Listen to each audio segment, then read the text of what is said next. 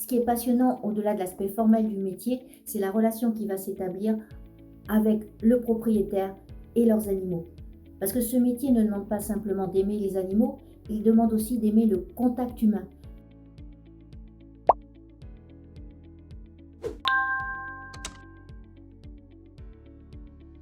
Bonjour, je m'appelle Martine Poncet, je suis vétérinaire et animatrice en médiation animale.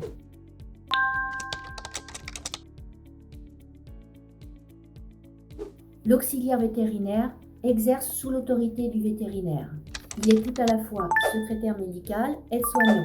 C'est un métier, on va le voir, qui est très polyvalent et c'est véritablement le bras droit du vétérinaire.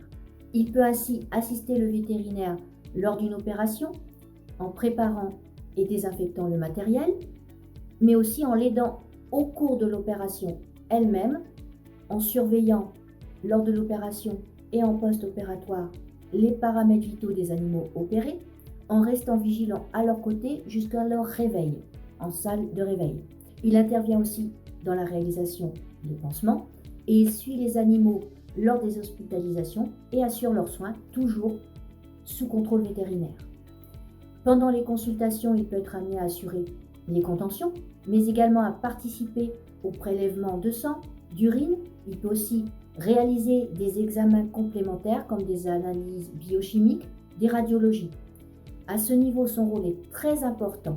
Il doit parfaitement maîtriser la réalisation de ces différents examens complémentaires, car toute erreur de sa part peut modifier les résultats qu'il transmettra pour analyse au vétérinaire et par voie de conséquence le diagnostic.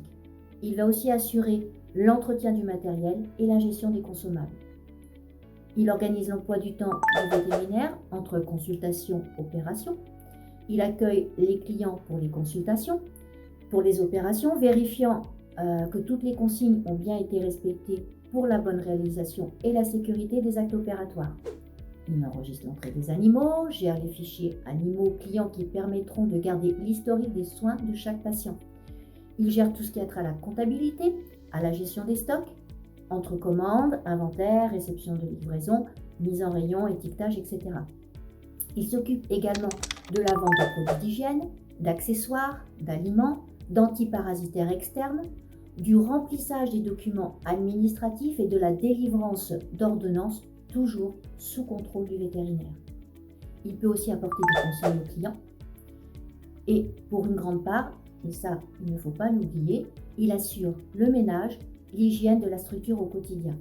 L'assistant vétérinaire est celui qui va intervenir en première ligne. Il est la vitrine de la structure dans laquelle il travaille, puisqu'il est le premier qui va être en contact avec le client, que ce soit au moment d'un appel téléphonique ou lors de l'accueil au comptoir.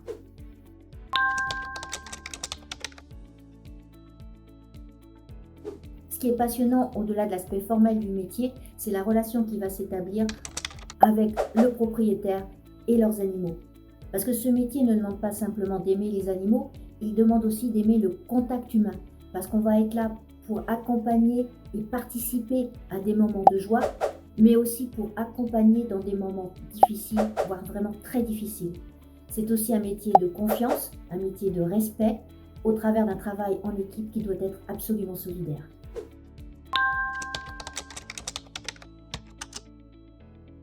Pour exercer le métier d'auxiliaire vétérinaire, il faut bien sûr l'amour des animaux, mais pas seulement. Il faut aussi l'amour des humains, comme je l'ai dit auparavant. Il faut savoir rester à l'écoute des clients et à ce titre être non seulement respectueux, mais aussi présentable, aimable. Il faut aussi apprendre à gérer les conflits et garder avant tout son calme face à certaines situations ou même à des clients difficiles. S'il est évident qu'il faut faire preuve d'empathie, il faut avant tout savoir prendre du recul face à certaines situations difficiles que l'on peut rencontrer pour ne pas se laisser submerger par les émotions. Il faut donc avoir du sang-froid et une très bonne résistance mentale pour exercer ce métier. Il faut bien sûr être organisé, polyvalent, faire preuve d'adaptabilité, de disponibilité, mais aussi de patience. Il faut savoir être autonome, réactif, savoir prendre des responsabilités. Il faut aussi être en bonne forme physique.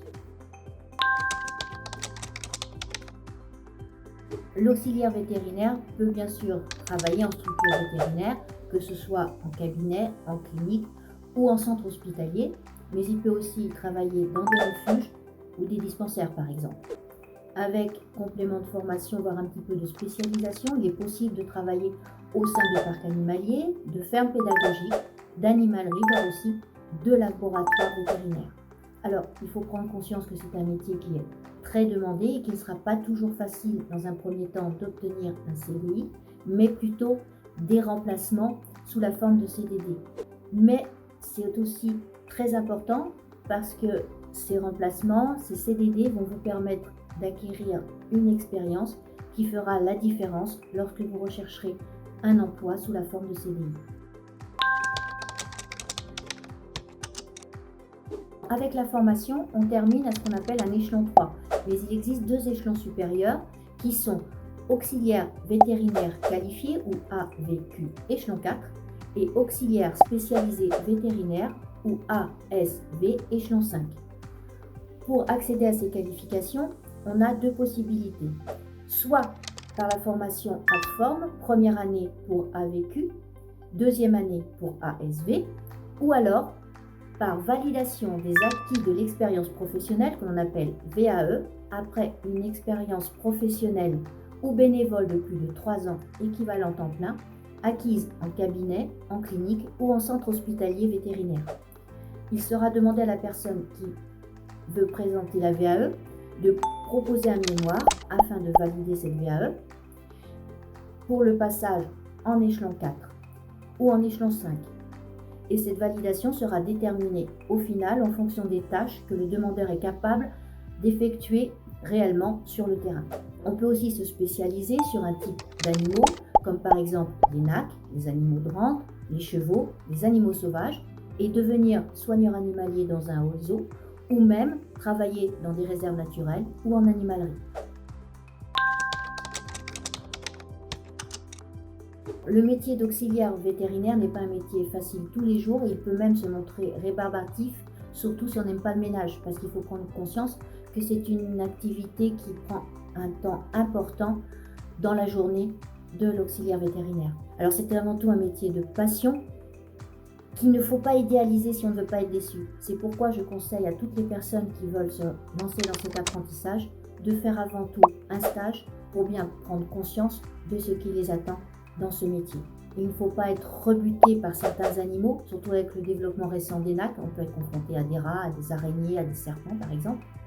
Il ne faut pas non plus avoir peur du sang. C'est toujours impressionnant une première fois, mais ça se gère, on y arrive très bien.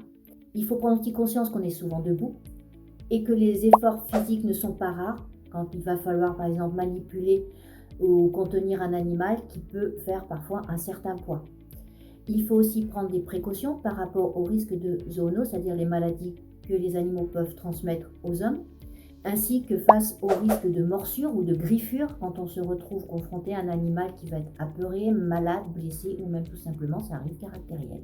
Si vraiment c'est le métier qui vous convient, il ne faut pas hésiter, foncez et vous ne serez pas déçus. Croyez-y, croyez en vous, faites-vous confiance et je vous assure quand on veut, on peut.